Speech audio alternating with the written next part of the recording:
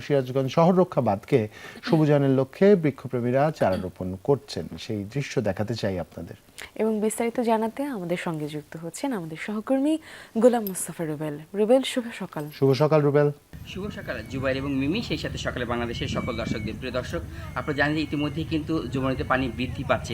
দেখতে পারবেন থই থই করছে পানি, অর্থাৎ যমুনাতে কিন্তু পুরোই ভরপুর হয়ে গেছে যমুনার জলে, অর্থাৎ বন্যার জলে কিন্তু অনেকটাই ভরপুর হয়ে গেছে নদী। ঠিক এই সময় কিন্তু আসলে সিরাজগঞ্জের যমুনা নদীর পাড়ে যে বাঁধটি রয়েছে, সেই বাঁধটাকে সবুজায়ন করার মতো একটা মাত্র সময় কিন্তু এই সময়। আসলে এই সময় ছাড়া কিন্তু আসলে কখনোই এখানে বাঁধটি সবুজায়ন করা কিন্তু সম্ভব না, কারণ এখানে পুরো বালির মধ্যে আসলে এই বৃক্ষগুলো রোপণ করা অনেকটা কষ্ট হয়ে দাঁড়ায়। যে কারণে কিন্তু এখানে বৃক্ষপ্রেমিকারা আছেন, তারা সবসময় অপেক্ষায় থাকেন কখন নাগাদ বর্ষা আসবে, ঠিক তখনই মূলত তারা এই বৃক্ষরোপণগুলো শুরু করবেন।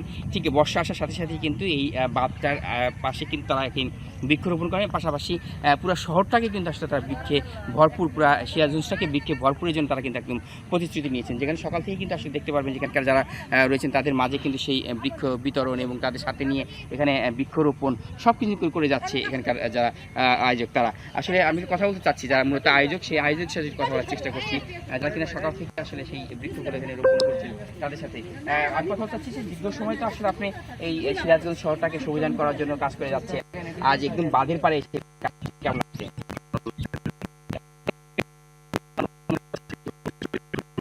বাংলাদেশটা কিন্তু সবুজ করা সম্ভব। আর আমি বৃক্ষ খুব ভালোবাসি, আমি চাই যে আমার মৃত্যুর আগে যত সম্ভব গাছ লাগানো।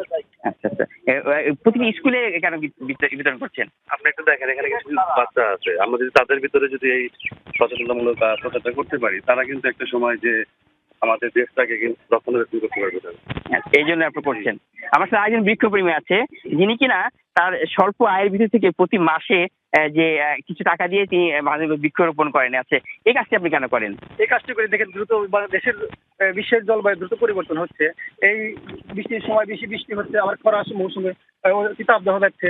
আমরা যদি এখন থেকে বৃক্ষরোপণ না করি, তো অদূর ভবিষ্যতে জলবায়ু আরো ব্যাপক ক্ষতির সম্মুখীন হবো আমরা। এই জন্যই আমরা বৃক্ষ রোপণ করে আরো ব্যাপক ক্ষতির সম্মুখীন হবো আমরা। এই জন্যই আমরা বৃক্ষ রোপণ করে থাকি। ধন্যবাদ আপনাকে।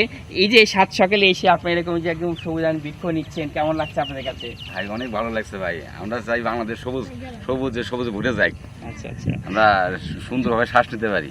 আচ্ছা আচ্ছা, এই যে সাত সকালে এসে এরকম বৃক্ষ বিতরণ করছেন, রোপণ করছেন, কেমন লাগছে? জি আলহামদুলিল্লাহ, খুব ভালো লাগছে। এরকম মনোরম পরিবেশে আমরা বৃক্ষরোপণ করছি। তো আমরা সারা বাংলাদেশকেই সবুজায়ন করতে চাই। এই আমাদের এই উদ্যোগ চলমান থাকবে ইনশাল্লাহ। অবশ্যই অবশ্যই। এই যে সাত সকালে এসেছেন বাবা, এই যে গাছের চারা নিচ্ছেন, গাছ গাড়বেন, কেমন লাগছে? না, ভালো ভালো ভালো ভালো, ইনশাল্লাহ ভালো। আচ্ছা। গাছ গাড়েন আপনারা, সকল মিলে আমরা সকল মিলে গাছ গাড়ে দেশের উন্নয়ন করার জন্য তৌফিক দান করেন আমরা।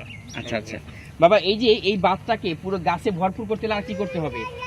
অনেক গাছ লাগাইতে হইব, ভরপুর করতে হইব, নিঃশ্বাস যেন সবাই নিতে পারে, পরিবেশ সুন্দর থাকবো, ভালো থাকবো, আমাদেরও ভালো হবে। আচ্ছা আচ্ছা, প্রিয় দর্শক, যেমনটি দেখছিলেন আসলে এখানকার যারা রয়েছেন তারা কিন্তু সকলেই বলছেন এই বাঁধ নয়, শুধু পুরো সিরাজগঞ্জ জেলাটাকে তারা সাজা দিতে চায় সবুজায়নে। কারণ আজকে যারা উদ্যোক্তা নিয়েছেন অ্যাডভিকি, তারা কিন্তু অ্যাডভিকি ফাউন্ডেশন, তারা কিন্তু বলছেন যে পুরো জেলা জুড়েই তারা প্রতিটি চরাঞ্চল থেকে শুরু করে প্রত্যেকটি এলাকায় একদম গাছে ভরপুর করতে চায়। কারণ জলবায়ু পরিবর্তনের সাথে মোকাবেলা করতে হলে একমাত্র বৃক্ষ ছাড়া কিন্তু কোনো বিকল্প নেই। যেখানে জলবায়ু পরিবর্তনের সাথে মোকাবেলা করতে হলে বৃক্ষে ভরপুর করতে হবে পুরো দেশ। এই জন্যই কিন্তু তারা সিরাজগঞ্জ সহ সারা দেশেই এই বৃক্ষরোপণ কর্মসূচিটি চালু করতে চায় এবং পুরো সিরাজগঞ্জকে করতে চায় সবুজায়নে। চমৎকার রুবেল, অসংখ্য ধন্যবাদ।